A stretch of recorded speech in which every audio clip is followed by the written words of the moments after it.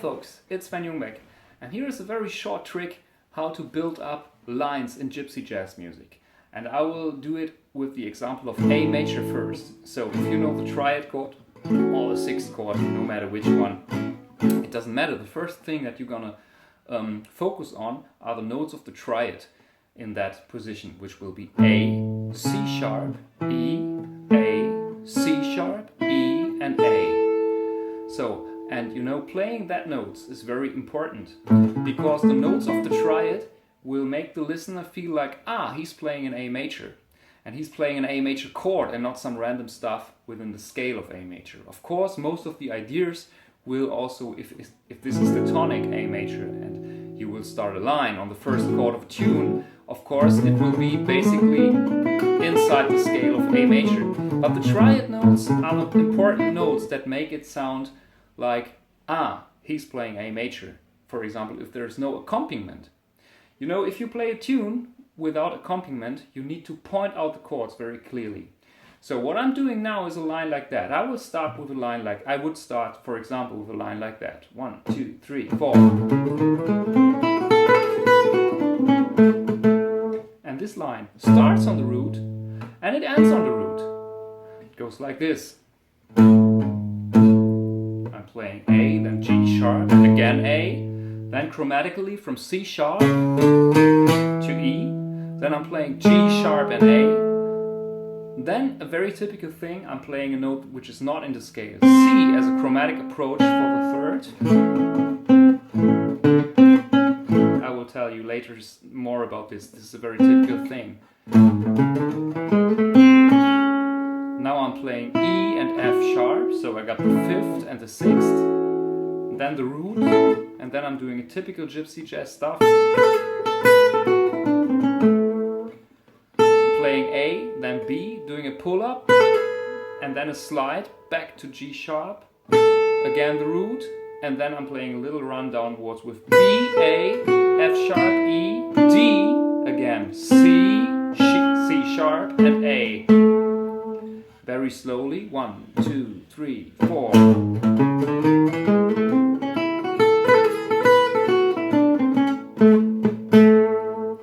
And also the end of the phrase can work as a lick itself.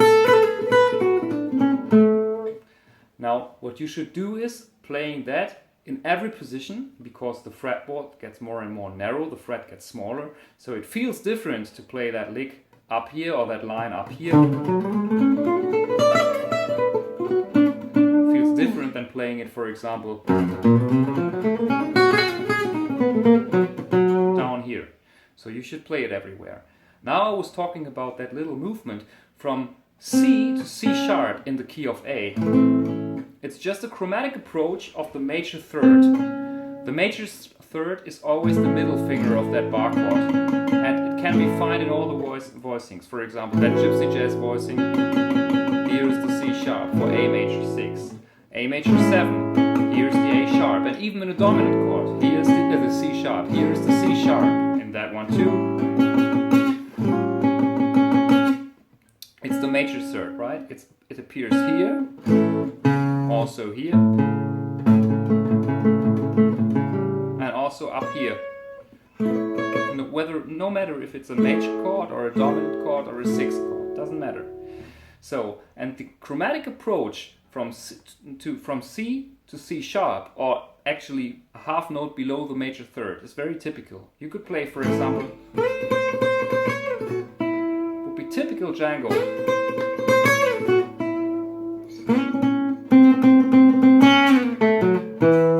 Like this. So when you got a chord like this, and you could also do a bending like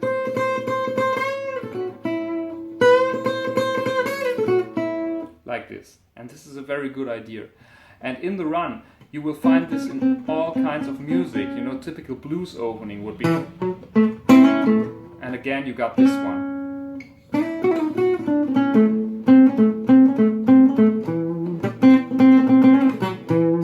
It's happening everywhere. And now, the second thing that you need to do is doing a similar run on the A string. Because of course, you know, chords can happen a lot on the E string, but also the root will be found on the A string. For example, in the case of A, now we would be here in the 12th fret. And I'm doing a very similar run now, for example, like this one.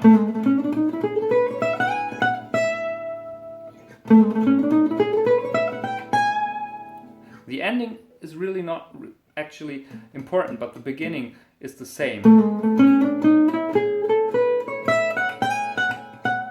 You can play with the major 7 here.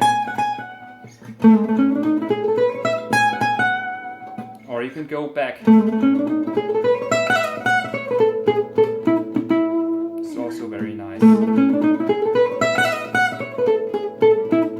Now I was doing pretty much the same, but of course with a bit different notes. The turn was earlier, for I have 1 string less. Again, G sharp A. And no matter how you end, the principle is the major arpeggio. And you can build up anything by that. For example, the chromatic approach of the 3rd can be here. Also very useful. I played C, hammer on to C sharp, and then again, this is the triad, like this.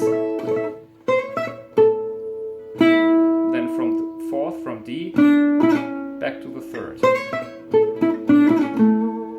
And this is also working for dominant chords, because it's avoiding a major 7 or a dominant 7 chord. So you can play that one for a major chord, but also for a dominant 7 chord. And if you want to point out the dominant 7 chord, the different in that case is that note, for example. You can play.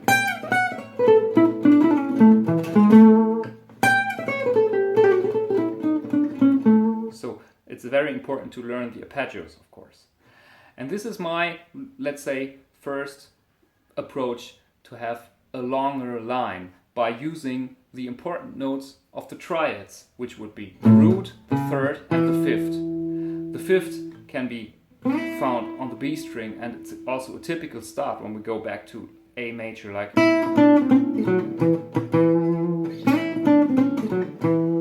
It's the same principle everywhere, or here, like.